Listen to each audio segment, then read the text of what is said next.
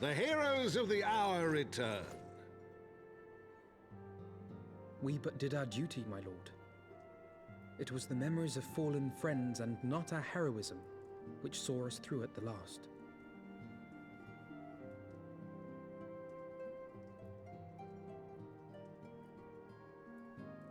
I gave every ounce of my strength, but mine efforts would have counted for naught had the Warrior of Light not arrived to challenge the Great Worm. As a sworn knight of Ishgard, I had hoped to do more for my city. Well, we cannot all be heroes, dear brother. Let us put away our pride for a moment and revel in the valiant deeds of our comrade. For your sterling service to Ishgard, we salute you.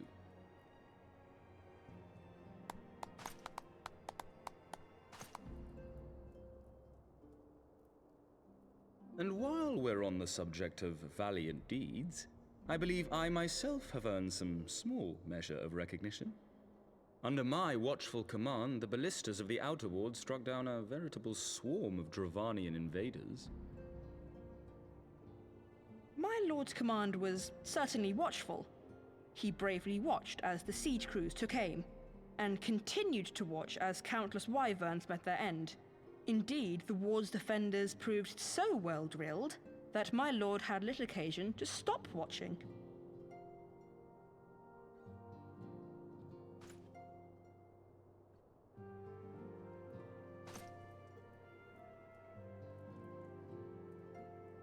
There will be time enough to determine who is most deserving of recognition later.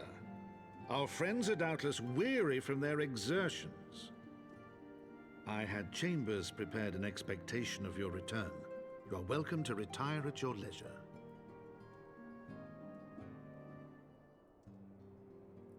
I am most grateful for your hospitality, my lord, but I believe I shall pay a visit to the Temple Knight's Infirmary. Pray excuse me.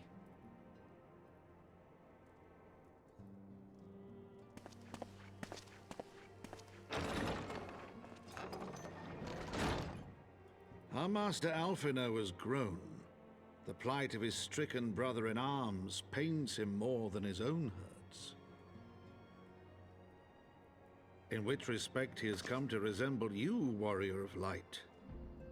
Go then, visit the Azure Dragoon, and grant him what comfort you may.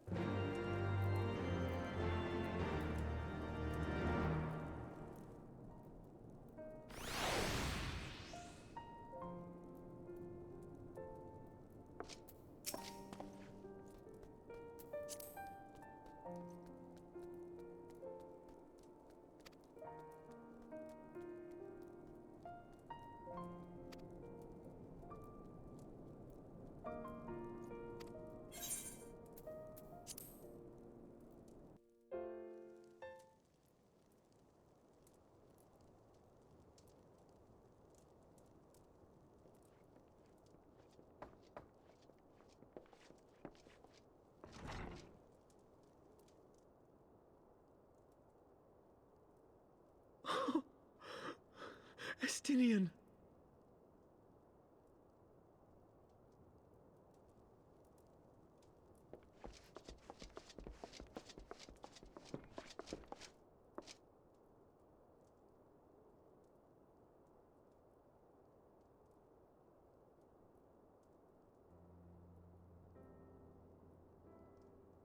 Cease your mewling, boy. It grates my ears.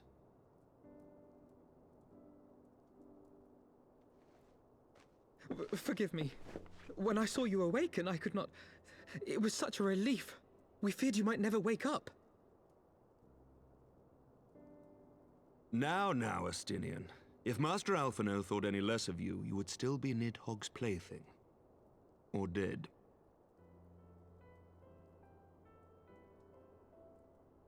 Aye, 'twas but a jest.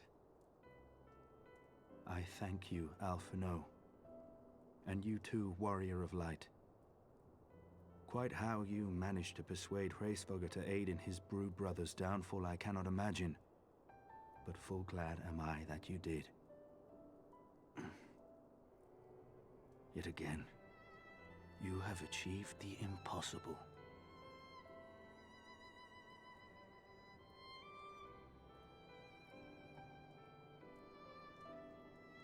I, for my part, owe you an apology.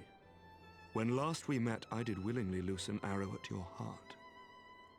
Can you forgive me? There is naught to forgive, Hameric. You but acted in defense of Ishgard as is your duty. Were you any less single-minded about it, I would not follow you into battle, nor trust you at my back. Besides, I had come to the selfsame conclusion, that I would have to perish for Nidhogg to be stopped. So let us dispense with the hand-wringing. I have heard enough mewling for one day. Oh!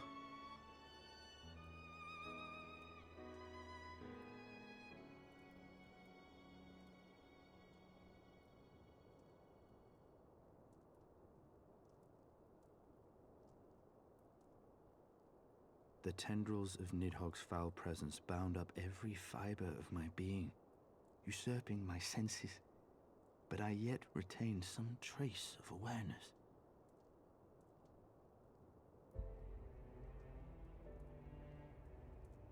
The worm's mind was as a vast and tumultuous sea.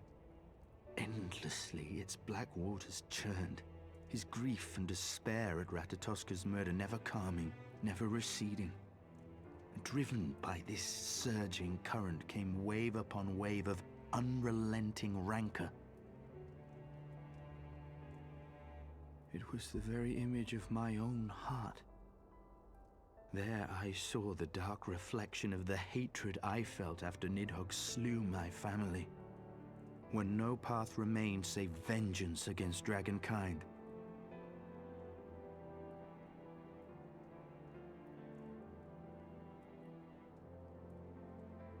Neither one of us had a choice. But I was blessed with something Nidhogg was not. Comrades and teachers to console and admonish me.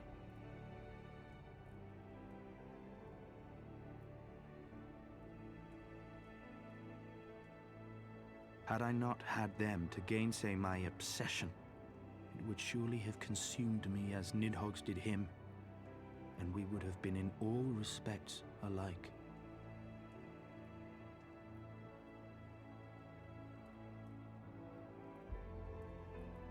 Though his shade is banished, his spirit scattered upon the sea of clouds, I feel no joy at his passing. Where once I craved vengeance, I now crave rest.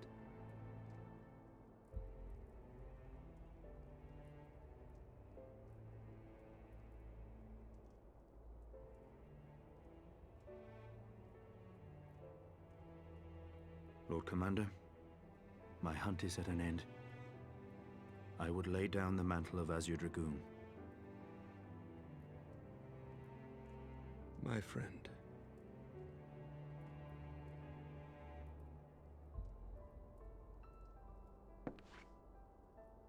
He has tired himself with too many words. I doubt not that he will make a full recovery, but he must be allowed some few days of quiet.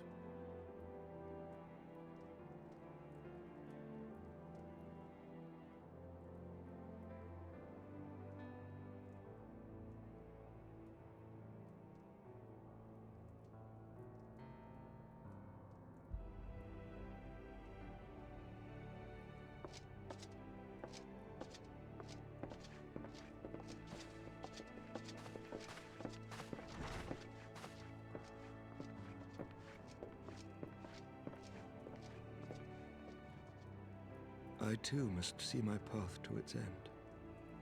Sleep well, my friend.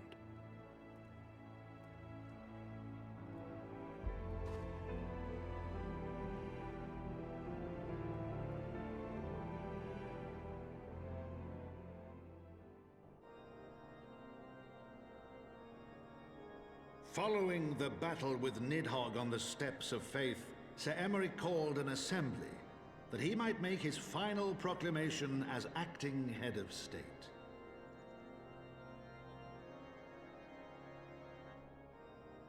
'Twas there, with one decree, that the 1,000-year rule of the archbishops was ended, paving the way for a new republic. The governance of Ishgard would now be placed in the hands of high and lowborn alike, their ranks represented by the newly founded House of Lords and House of Commons. Church was separated from state.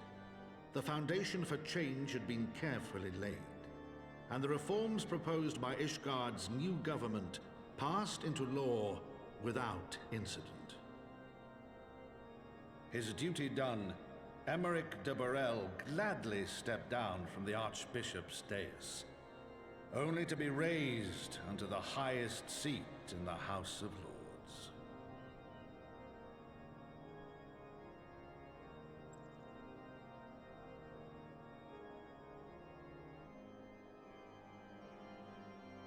Though he strove at first to refuse this honor, the unexpectedly strident voice of the Count de Durandare left him little choice but to accept.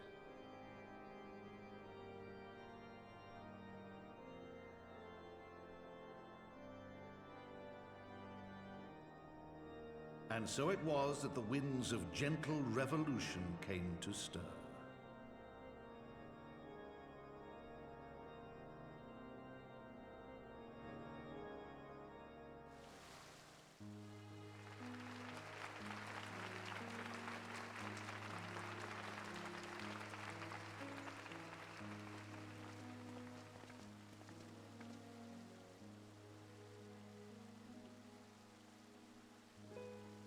Prominent among the many honored guests at Sir Emeric's investiture were the ambassadors of Dragonkind, a fitting symbol of Ishgard's newfound peace.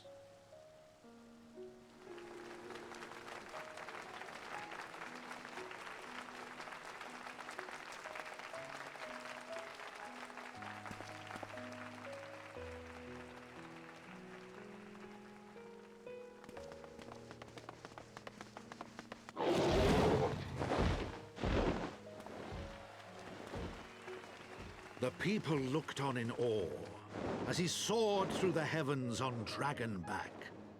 And by their cheers did they hail him an Azure Dragoon for a new age.